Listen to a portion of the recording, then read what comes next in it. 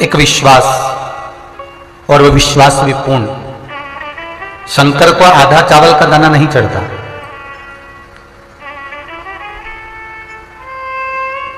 भगवान शंकर को पूर्ण अक्षत चढ़ता है। शंकर भगवान को आधी अधूरी बेलपत्र नहीं चढ़ती, शिवजी को पूर्ण बेलपत्र चढ़ती है। शंकर को फूटा हुआ श्रीफल, बदारा हुआ श्रीफल नहीं चढ़ता, शंकर को पूर्ण श्रीफल चढ़ता है।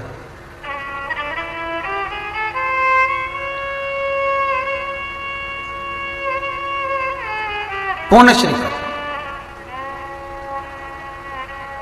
जैसे उद्यापन में दिया गया आधा वस्त्र नारी के सौभाग्य को खंडित कर देता है, उसी तरह शिव को चढ़ाया हुआ आधा सामान व्यक्ति के विधान को, पूजन को, स्मरण को खंडित कर देता है।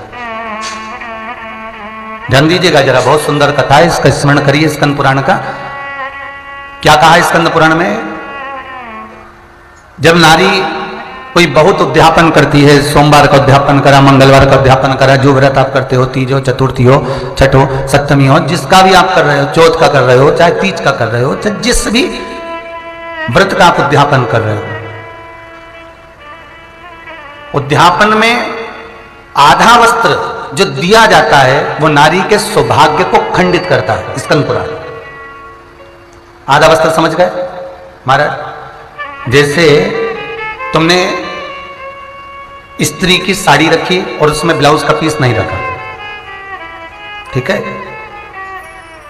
यह आधा वस्त्र हो गया अगर ब्लाउज का पीस नहीं रखा गया, ठीक है। केवल ब्लाउज का पीस दिया और बिंदी या कुंकू या चूड़ा या हल्दी या रोली या मोली कुछ भी उसके साथ नहीं रखा तो आधा माना जाए।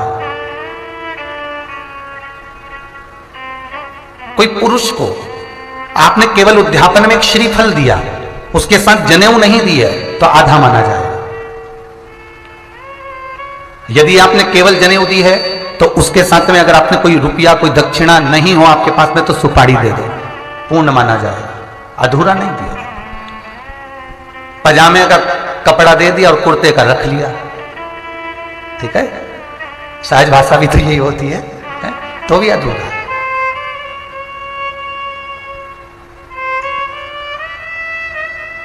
जैसे उद्यापन में दिया गया अधूरा वस्त्र, उद्यापन में दिया गया अधूरी सामग्री नारी के सौभाग्य को खंडित कर देती है, उसी तरह शंकर को चढ़ी हुई खंडित वस्तु, अधूरी वस्तु, उसके पूजन के विधान को खंडित कर देती। कई लोग कहते हैं हमारा ये वाला काम नहीं, हमने व्रत तो करा था, हमने तो उपास करा था। तो जरा विचार करना, तुम जो पशुपति व्रत करने गए, एक एक बेलपत्री को छाट कर, धोकर, साफ कर कर कोई खंडित बेलपत्र आपने शिव को तो नहीं चढ़ा दी।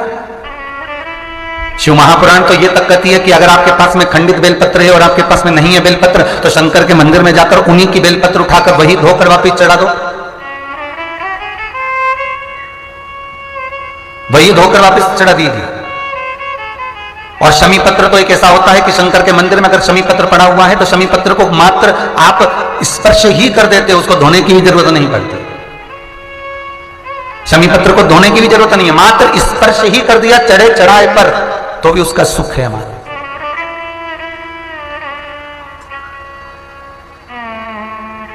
तो भी उसका आनंद है हमारा। देखो,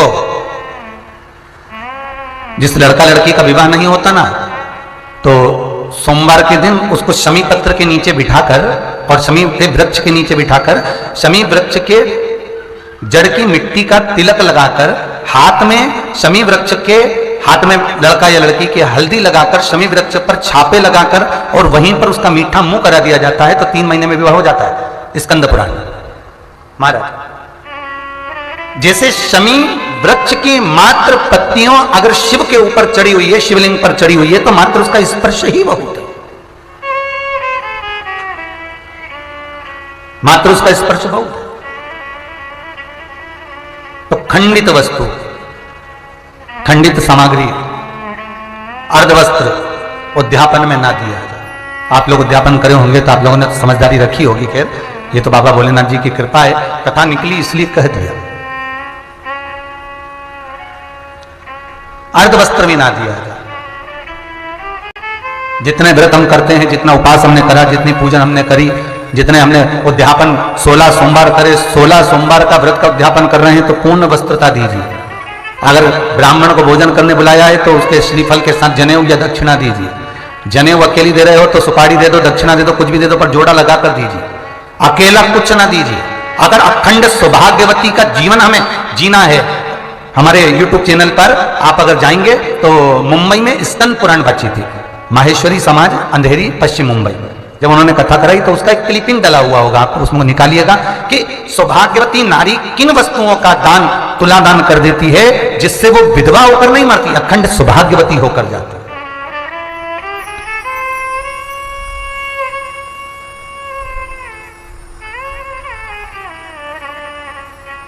तो हमारा हिंदू धर्म, हमारा शास्त्र कहता है कि जो भी वस्तु दी जाए वो जोड़े से होना चाहिए।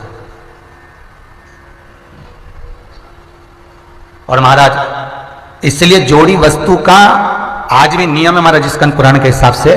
कहीं आपके घर में अगर ऐसा जुड़मा केला आ जाए तो ईमानदारी से बोलो खाते हो क्या? नहीं।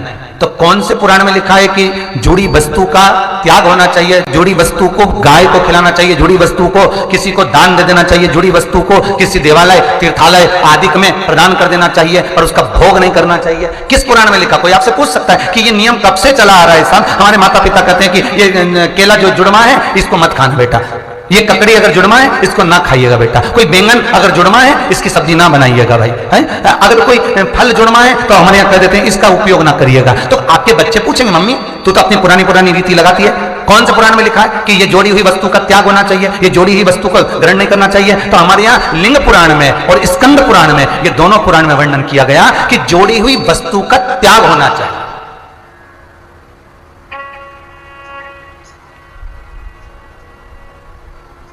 और मान लो उसका भोग कर लिया तो हमारे हिंदू धर्म में माताएं बड़ी अच्छी काव्य बना लेती हैं। अरे मालूम जुड़वा अगर चीज खाओगे तो जुड़वा संतान होगी। उन्होंने एक काव्य बनाया इसको त्यागने के लिए। पर स्कंद पुराण, शिव पुराण कहती है, लिंग पुराण कहती है जोड़ी हुई वस्तु का अगर कोई नारी भोग कर लेती है तो उसको इस जन्म में बेधव्यता का भाव ग्रहण कर अगले जन्म में फिर सौभाग्यवती मरना पड़ा। तो हम ऐसा कर्म करे का? अब ये हमारे यहाँ की पुरानी माताएं ऐसी तो बोलती नहीं, पर उन्होंने कह दिया जुड़वा बच्चा होगा इसलिए खा मत ले, जोड़ी वस्तु का त्याग कर दो। ये जोड़ी वस्तु का भोग नहीं। अगर बैंगन सब्जी बना रहे हो तो जुड़मा बैंगन का सब्जी नहीं, टमाटर जुड़ा हुआ है तो उसकी सब्जी नहीं। जोड़ी हुई वस्तु का भोग हमने इसलिए हमारे यहाँ अलग तरह से इसको घुमा करके दिया, अगर ऐसा करोगे तो उसका ऐसा होगा। पर उसका प्रमाण क्या है? हमारे आज के बच्चे मानने को तैयार नहीं होते। तो बच्चों को समझा सकते हो, कह सकते हो कि पुराण उठाइए, स्कंद पुराण को पढ़िए, स्मरण करो। वो कौन सा शिवलिंग है जिस शिवलिंग के सामने ही, बिल्कुल शिवलिंग के पास में ही श्रीफल को तोड़कर उसका जल शिव को समर्पित होता?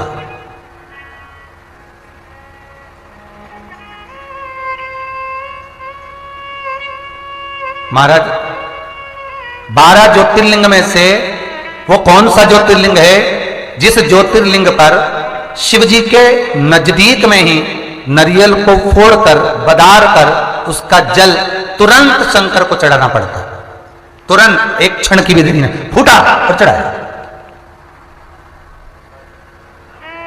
केवल एक शिवलिंग, एक ज्योतिर्लिंग, वो है मल्लिकार्जुन। कौन सा है? मल्लिकार्जुन।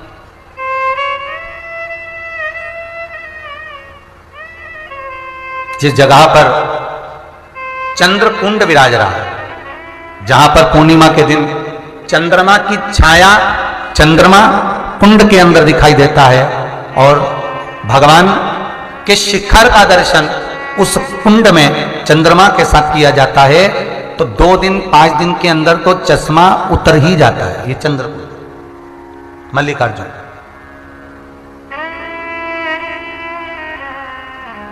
क्यों? महाराज श्री कार्तिक स्वामी, श्री कार्तिकेय जी महाराज जब रुष्ट होकर श्रीशैलम पर गए, और ये वही श्रीशैलम है जहां पर ब्रह्मा जी की धर्मपत्नी को अहंकार आ गया था। ब्रह्मा जी की धर्मपत्नी को अभिमान आ गया, अहंकार आ गया था। और ब्रह्मा जी की धर्मपत्नी को जब अभिमान आ गया, अहंकार आ गया, ब्रह्मा जी की धर्मपत्नी ने कहा मैं सारे स्वरों की देवी हूं, मुझ में सारी पूर्णता है और मैं सारे स्वर सारे वाद्य, सारे राग, सारी संगीत मुझ में भरा हुआ। तब ब्रह्मा जी ने उनको समझाया था। ब्रह्मा जी बोले थे, ऐ सरस्वती, माना तुझ में स्वर है, माना तुझ में राग है, माना तुझ में सब कुछ है, पर तू फिर भी कुछ स्वरों से वंचित हो सकती। अभिमान कर कर श्रीशैलम पर माता सरस्वती चली गई थी। और माता सरस्वती जब श्रीशैलम पर जाकर विराजमान हुई, श्रीशैलम की पहाड़ियों पर मां जगन जननी सरस्वती मैया जब छुप गई, ब्रह्मदेव उनको ढूंढने के लिए आए। ब्रह्मलोक को छोड़कर श्रीशैलम की पहाड़ियों पर ब्रह्मा एक ब्राह्मण का वेश बनाकर सरस्वती को ढूंढ रहे हैं, ब्रह्माणी को ढूंढ रहे हैं।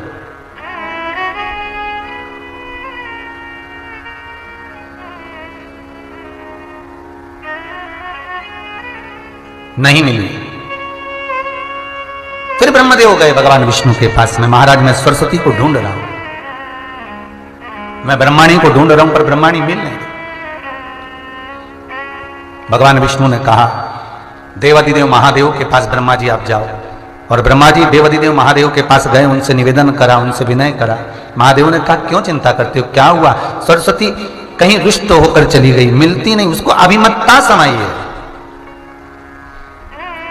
भगवान शंकर उसी समय पर पहुंच गए सरस्वती के पास और सरस्वती से कहा, वीणा देवी, मैंने सुना है तुम बहुत सुंदर संगीत जानती हो, बहुत सुंदर गा लेती हो, बहुत सुंदर नृत्य कर लेती हो, बहुत सुंदर वाद्ययंत्र का स्मरण कर लेती हो।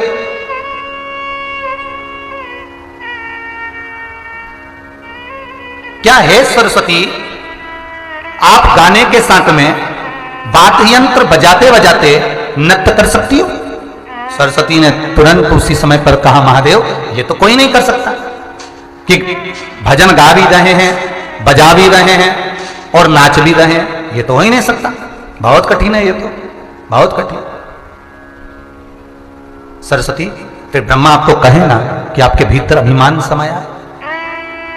सरस्वती शिव की शरण में आई, क्या आप ऐसा कोई नृत्य, ऐसा कोई गायन, ऐसी कोई लीला दर्शन करा सकते हैं? श्रीशैलम पर भगवान ने अपनी नट लीला का दर्शन नटराज बनकर सरस्वती को प्रदान किया है। नटराज लीला का दर्शन। इसलिए आज भी संगीत की देवी भले सरस्वती हो, पर नट के नटराज ही माने जाते हैं, जो सरस्वती को भी नट की लीला श्रवण कराते, दर्शन कराते और उनको सिखाते।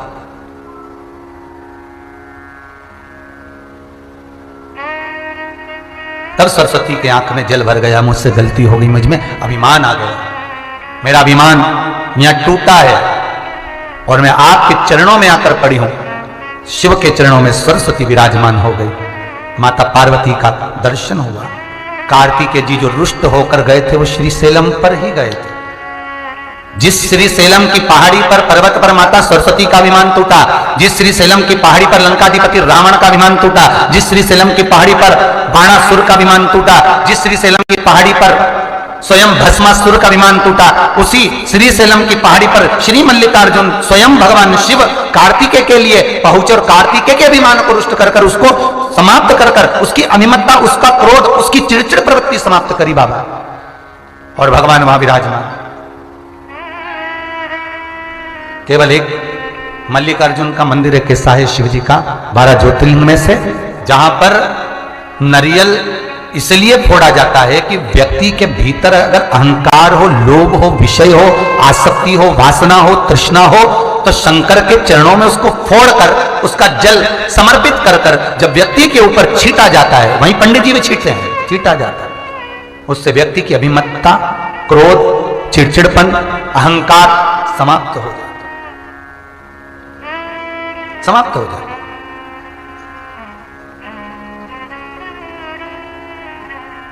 जैसे महाराज नारियल के गोटे में भरा हुआ गुड़, गोटा जानते हो ना नारियल का गोला, जैसे नारियल के गोले में भरा हुआ गुड़ और शमी पत्र का दान 1.25 लाख स्वर्ण मुद्रा के बराबर हो जाता है, उसी तरह शिव मंदिर का स्मरण चित्तवृत्ति धारण करने में व्यक्ति के करोड़ों पाप समाप्त होकर शिव की शरण प्राप्त हो जाती है।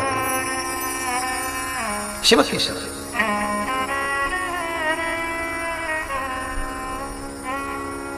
महाराज,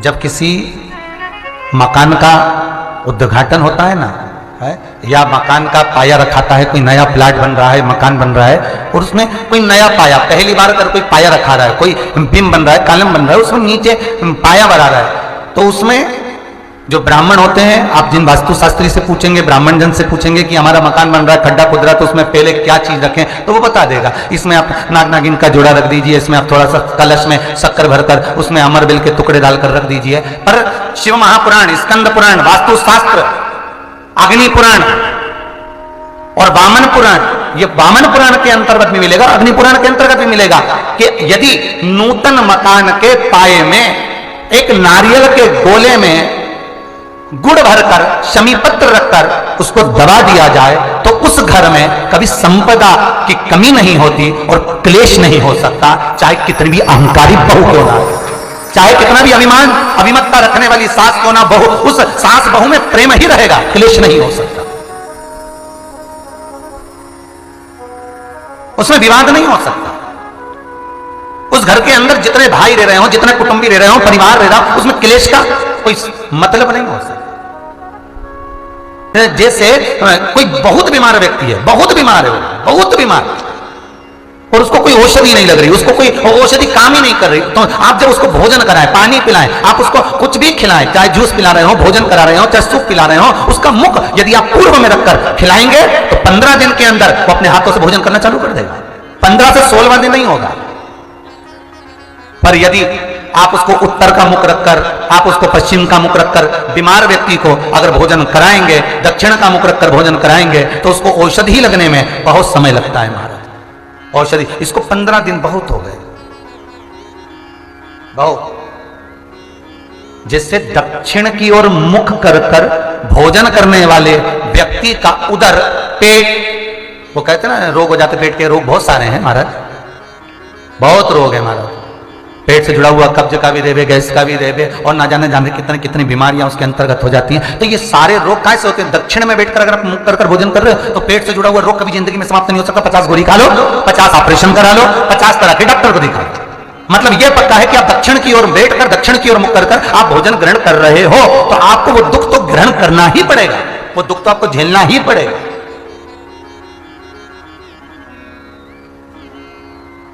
तो भगवान शिव की कथा कर रही है, स्कंद पुराण वर्णन कर रही है महाराज, सुंदर अग्नि पुराण और वामन पुराण कर रही है।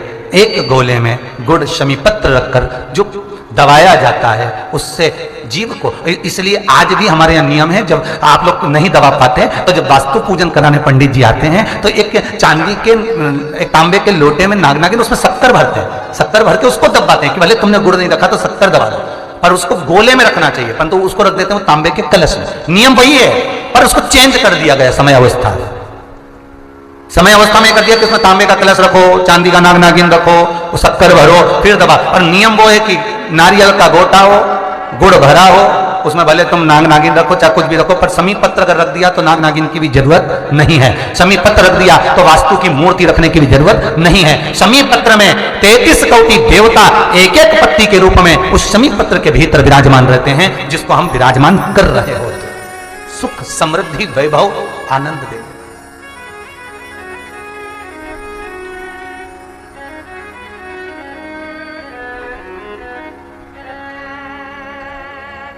सुख देना उसका। महाराज सरस्वती के अभिमान को भगवान तोड़ दिए। कार्तिक स्वामी के भीतर अभिमत्ता है, अभिमत्ता, उनका भी अभिमत्ता तोड़ दिया भगवान शिव। अरे कार्तिक, तुझे लगा हो कि तूने तारकासुर का संहार किया है इसलिए तू नहीं गिन रहा, तो ये तेरी गलत फहमी है। बाप पूरी जिंदगी कमाता है, पूरी जिंदगी कमा कमा कर निकाल देता है, जोड़ कर लाकर बेटों को भी देता है, बहुओं को भी देता है, पत्नी को भी देता है, और उसी पिता का बेटा थोड़ा सा कमा कर लाता है और इतना बड़ा रुआब दिखाता है कि मेरे हाथ के नीचे मेरा बाप है, मेरा पिता है, मेरी माता है, तुम मेरे कहने पर चलो क्योंकि मैं कमा कर ला रहा हूं, मैं लेकर आया हूं। तो ये अभिमान, अभिमतता पुत्र में नहीं होना चाहिए, क्योंकि एक पिता ने अपनी पूरी जिंदगी, अपनी पूरी जवानी तेरे को समर्पित कर दी। कई बहुओं के मन में अभिमान आया था, बहुओं सोचती हमारा पति तो कितना कमा रिया, हमारा पति बेचारा का पूरे घर के लिए कर रहा, इतना कमा कमा कर। तो ये अभिमतता नहीं होना हमारे भीतर, ये अभिमतता हमारे भीतर नहीं आना चाहिए, ये अहंकार नहीं हो सकता है। कार्तिक स्वामी से भगवान शिव यही कह रहे हैं कि तेरे भीतर अभिमान समा गया तारकासुर को मारकर, कि तूने तारकासुर का संहार करा तो तुझे लगता है कि तू सबसे बड़ा प्रबल हो गया। नहीं नहीं, एक बार दुकान चालू करी, व्यापार करा, व्यवसाय करा, 2-5 लाख कमा लिए, 10 लाख कमा लिए, तो ये अहंकार नहीं आना कि मैं ही कर रहा हूं। हो सकता है मेरे शंकर की कथा कहती है, शिव ने कार्तिकेय से कहा, कार्तिकेय सुन, इस परिवार में तेरी माता भी है, इस परिवार में तेरे पिता भी हैं, इस परिवार में तेरा भाई भी है, इस परिवार में तेरे भाई की पत्नियां भी हैं, इस परिवार में तेरी भी पत्नियां हैं, इस परिवार में पोता पोती भी है, नाती पंती भी है, इस परिवार में जितने विराजमान है, चाहे वो नंदी हो, श्रृंगी हो, भृंगी हो, ये जितने विराज रहे हैं, भगवान शंकर कहते हैं ना जाने किसके भाग्य का तुझे प्राप्त हो रहा है और किसके बल पर तूने तारकासुर को मारा, ये तुझे ज्ञात नहीं हो सकता। व्यक्ति इस अभिमान को छोड़ दे कि मैं कमा रहा हूं, अरे कमा तुम रहे हो, पर भाग्य केवल अकेले तुम्हारा नहीं हो सकता, भाग्य संपूर्ण परिवार का। उस परिवार में जो रह रहा, माता पिता भाई बंधु कुटुंब कबीला जो हो, उसके भाग्य का है।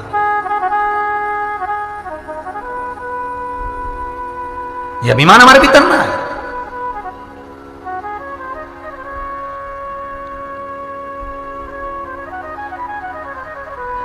वो चरित्र याद आ गया, एक लड़का मोटरसाइकिल चालू करके जा रहा था, बुलेट, फट फट करे,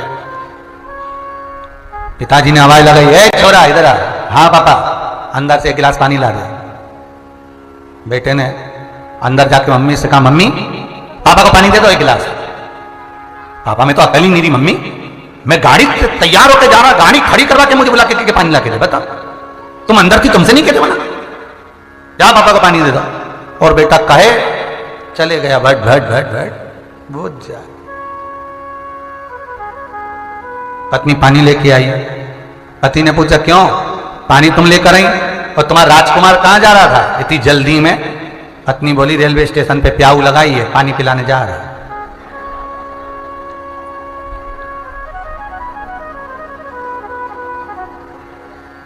विचार करिए, घर में बूढ़ा बाप पानी के लिए बैठा है तो पानी नहीं है, और स्टेशन पे जाके पानी पिला रहे हैं, तो तुम भले लाखों का पानी पिला दो, चाहे दिन भर खड़े रहकर पानी पिला दो, कुछ मिलना है, कुछ प्राप्त होना है? नहीं, कुछ भी। हमारा अभिमान, कार्तिक तू एक तारकासुर को तूने मार दिया, ये दोनों बड़ा हो, एक तारकासुर को तूने मारा तो तुझे लगा कि तू ही सर्वस्व हो गया? नहीं, ये व्यक्ति का अभिमान है, अहंकार।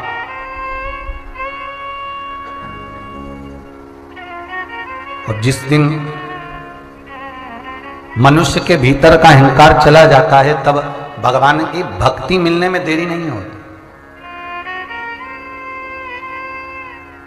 भगवान की भक्ति प्राप्त हो जाती है।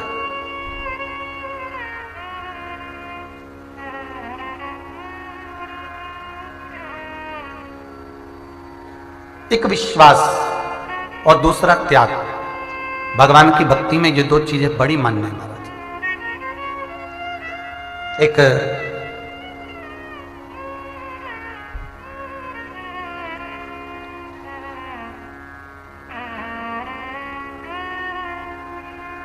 गुरु के बहुत सारे चेले थे। श्री स्वामी समर्थ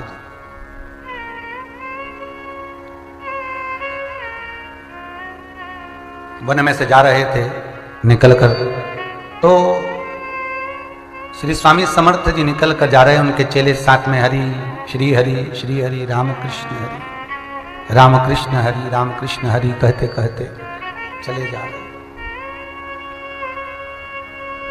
एक जगह ऐसी आई जहां पर एक वृक्ष की बहुत मोटी सी डाली कुएं की ओर झुक रही है, कुएं की ओर झुक रही है।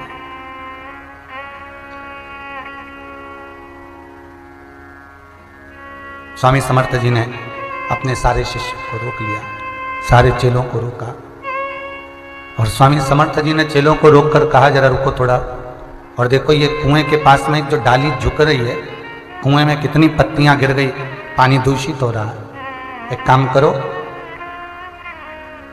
तुम में से कोई जाओ और इस डाली को काट दो।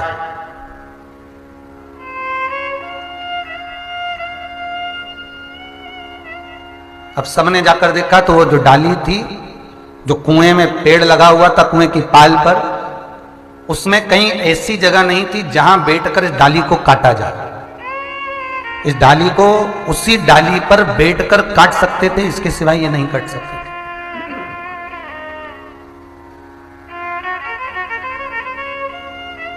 अब 10-12 चेले, सबने मना कर दिया, गुरुजी ये तो हो ही नहीं सकता, वहां पकड़ने की जगह नहीं, पांव रखने की जगह नहीं, तो ये डाली कटे कैसे, ये तो नहीं कट सकती। तब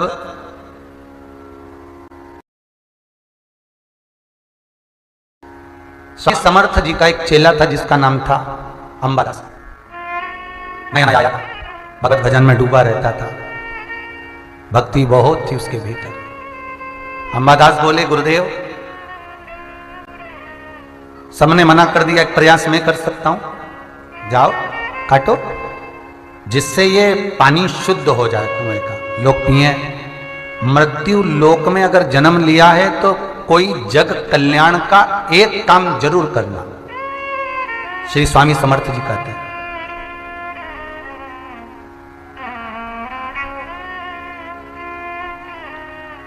अगर मृत्यु लोक में हम जन्मे हैं तो हमारे हाथों से कोई एक कार्य जीवन का ऐसा कर कर जाना, केवल मकान बनाया, बंगला बनाया, बहू आ गई, बच्चे हो गए, घर परिवार में सब कुछ हो गया, इससे ये मतलब मत रखना कि तुमने ये जगत हित का काम करा। ये तो तुम्हारे घर की औलाद ही तुमसे कह देगी, वो तो हर बाप करता है जो तुमने किया, हर मां करती है जो तुमने किया, तो तुमने किया क्या? कई बार औलाद भी ज्ञान दे देती है।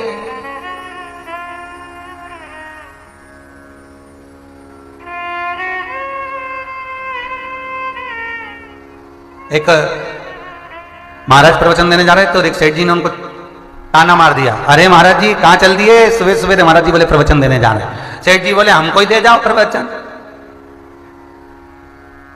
तो महाराज भी कम थे क्या, सियोर के ही होंगे।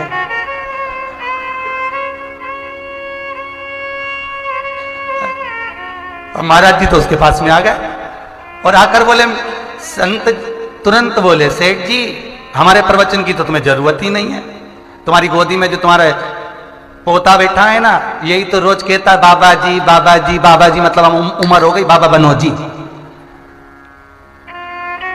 सेठ जी को लगा बताओ महाराज तो बहुत चतुर निकला रहा है, हमें बाबा बना रहा है, चलो बनो बाबा जी चलो। तो इतने में सेठ जी भी कम थे क्या? सेठ जी ने कहा हो महाराज बस बनने का तो बहुत मन करता है कि अब सब कुछ छोड़ के बाबा बन जाऊं, पर दिक्कत इतनी सी है कि छोरे के छोरे को गोदी में लेता हूं तो के बाबा जी, और लड़की के लड़के को गोदी में लेता हूं तो कहते ना ना ना ना। अब मन करता है बाबा बनने का, इतने में कह देता ना ना, तो मूड चेंज हो जाता। अब गुरुजी भी बोले दादा हम तो चले प्रवचन देने, कहां पाला पड़े।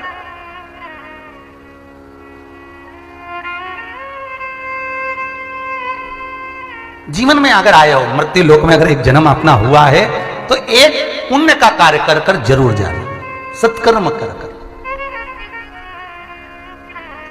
अपनी जिंदगी में एक काम कोई ऐसा करना, कहीं कुआं, बावड़ी, तालाब, मंदिर, वृक्ष, भवन, कोई ऐसा निर्माण करा कर जाना जिससे आने वाले समय में अपन रहे ना रहे पर वो भूमि वो जगह, वो स्थान दुनिया आए और वहां आकर सुख पाए, वो जीवन का एक काम ऐसा करो। और मैं धन्यवाद दूंगा सारे दानदाताओं को जो आजीवन भोजन भंडारे के सदस्य बने।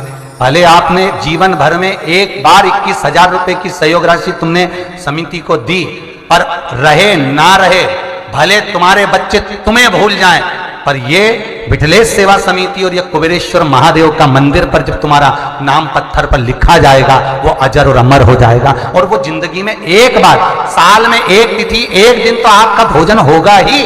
फिर बच्चे श्राद्ध करें ना करें, ये जीवन का कोई एक कर्म अपना करके ऐसा जाओ कि बाद तक वो क्रम चलता, अपन रहे ना रहे। स्वामी समर्थ जी कह रहे हैं, महाराष्ट्र क्षेत्र में जरा स्वामी समर्थ जी का जरा बहुत भाव है। स्वामी समर्थ जी अपने शिष्यों से कह रहे हैं कि ये कुआं अगर गंदा हो गया है तो इसको सफाई करवा दिया जाए। बहुत सुंदर प्रसंग है, हमारा ध्यान रखिएगा। जरूरी नहीं है कि आप मंदिर बनाएं, जरूरी नहीं है कि आप कुआं और बावड़ी बनाएं, जरूरी नहीं है कि आप किसी वृक्ष को लगाएं। जरूरी यह है कि जो मंदिर बना बनाया है कोई टूट रहा है तो हम उसका जीर्णोद्धार भी कर सकते हैं। किसी मंदिर में पुताई नहीं हुई, रंगाई नहीं हुई, उसका रंग भी हम करवा सकते हैं। कोई वृक्ष लगा हुआ है उसमें पानी भी हम दे सकते हैं। कुछ अपने हाथों से कोई पुण्य ऐसा करते चलो जिससे किसी को प्रेरणा मिले।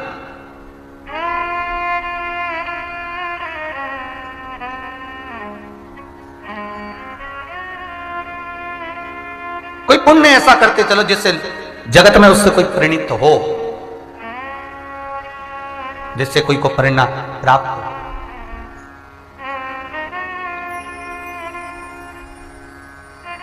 जैसे